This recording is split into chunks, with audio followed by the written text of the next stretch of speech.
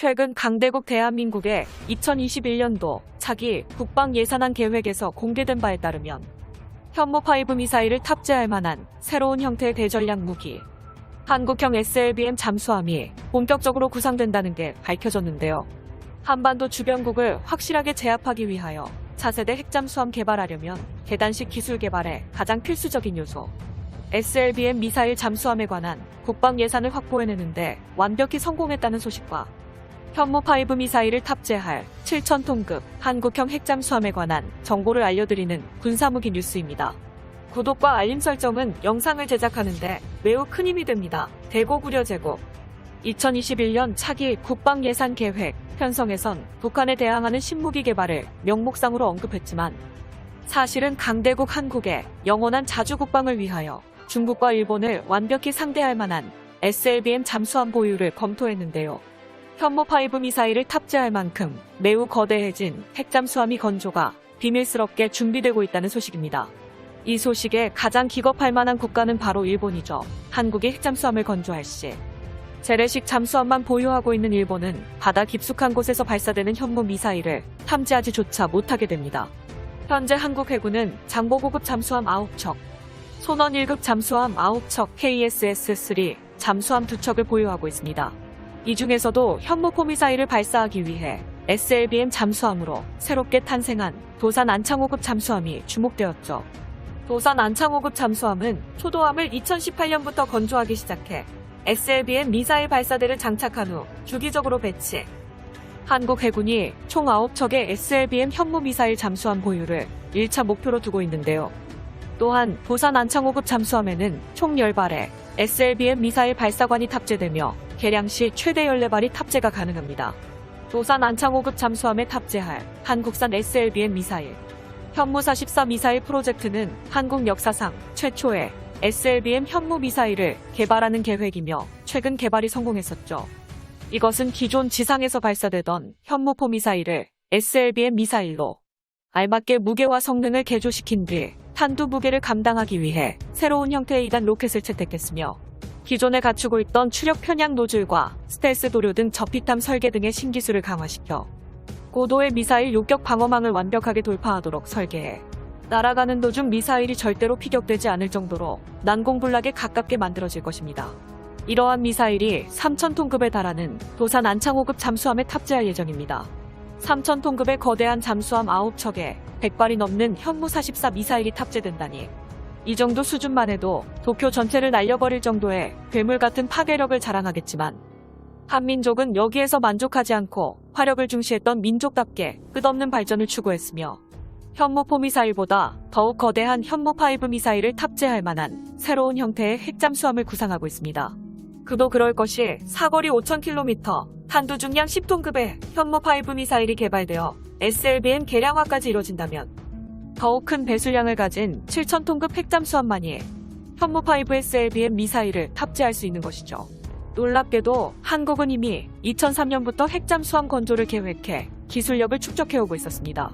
2003년 당시 한일 양국 간에 독도를 둘러싼 신경전이 심화되고 일본 내에서 소류급 잠수함 등 추가적인 잠수함 건조가 진행되자 군 당국은 한반도를 위협하는 주변국의 안보 위협에 확실히 대처하기 위해 6,000톤급에서 7,000톤급 핵추진 잠수함을 건조한 뒤 실전 배치하기 위한 방안을 비밀리에 검토했었죠.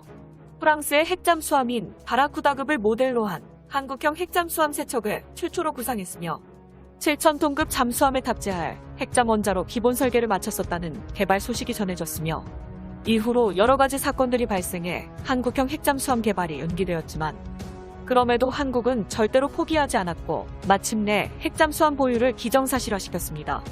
결정적으로 북한의 SLBM 잠수함 보유가 거대한 기폭제가 되어 한국도 반드시 SLBM 핵잠수함을 보유해야만 한다는 방위균형의 법칙도 핵잠수함을 보유하는데 명분을 주었습니다.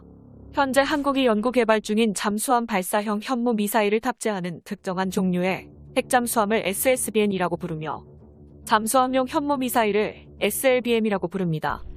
국방중기 계획에서 2026년 이후 전력화되는 것으로 제시된 도산 안창호급 잠수함은 리튬이온식 재래식 추진체계를 쓰는 6번함까지고 나머지 3척은 핵잠수함 개발을 위한 기술 축적을 위하여 원자력 잠수함으로 건조할 가능성을 방위사업청이 공식적으로 언급했습니다.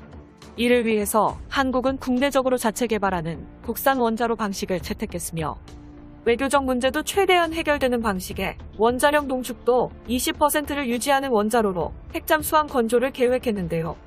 저농도 원자력을 사용한 핵잠수함은 정치적인 문제에서도 복잡하지 않게 완전히 자유로울 수 있습니다.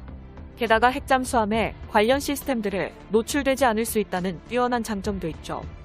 또한 2003년 당시의 기술력 대비 현재 한국의 잠수함 건조 기술력은 놀랍도록 발전했으며 미사일 사거리 지침 완전 폐기에 따라 세계에서 8번째 SLBM 미사일까지 보유했으므로 핵잠수함까지 건조할 시 모든 시너지가 한 곳에 뭉쳐 엄청난 군사력을 가질 수 있게 됩니다.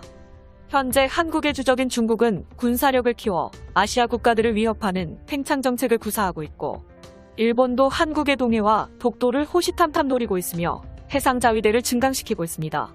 이에 대해 우리나라는 국지전이 발생했을 때를 대비하고 상황에 따라서는 적국이 될 수도 있다는 가정하에 준비하고 있는 것이죠.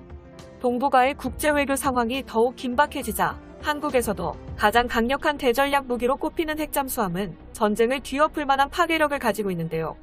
특히 우리나라가 유사시 주변 강대국들의 핵심을 무력화시키는 전략을 독침 전략이라고 부릅니다.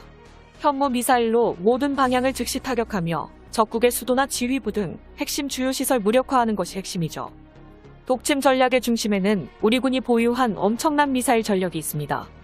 2030년까지 한국은 사정거리 5,000km인 현무5 미사일을 우리 기술로 개발하여 실전 배치시킬 것입니다.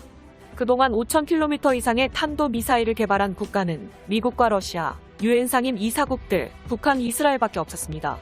한국의 장거리 탄도 미사일인 현무5 미사일을 개발하여 이로 인해 우리나라는 미사일 초강대국으로 탄생할 것입니다. 사정거리 5,000km 탄두 중량 10톤급인 현무5 미사일이 핵잠수함에서 발사된다면 일본의 자위대 전력의 90%를 파괴하는데 걸리는 시간이 불과 하루밖에 걸리지 않게 되었습니다. 또한 핵잠수함의 거대한 이동 반경으로 인해 일본 전역과 중국은 물론 사실상 전 세계를 드나들 수 있죠. 지상에서 현무 미사일을 발사하는 ICBM과 기본적인 발사 방식은 같으나 잠수함이라는 발사 플랫폼의 특성상 원형 공사 노차가 넓다는 단점이 있었죠. 하지만 지상 발사 플랫폼과 다르게 바다에서 급작스럽게 튀어나온 뒤 순식간에 현무 미사일을 발사시키는 순간 어디서 쏘는지 적군 측에서는 절대로 파악하지 못해 기습 공격에 가장 특화된 미사일로 불립니다. 이러한 SLBM의 특성상 지상 발사형 ICBM과는 달리 적군의 기지를 공격하기 위한 목적보다는 한국의 영원한 주적인 일본과 중국의 모든 대도시를 파괴해버리는 독침 전략을 시행하기 위한 목적이 강합니다.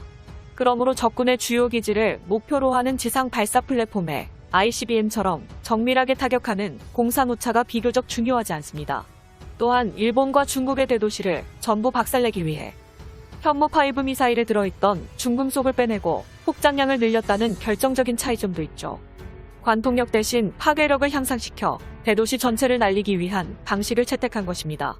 강대국 한국의 자주국방을 위한 7,000톤급 핵잠수함과 현무5 SLBM 미사일의 파괴력. 영상의 정보가 도움이 되셨다면 채널명 대고구려 제공, 구독과 알림 설정 진심으로 감사드립니다.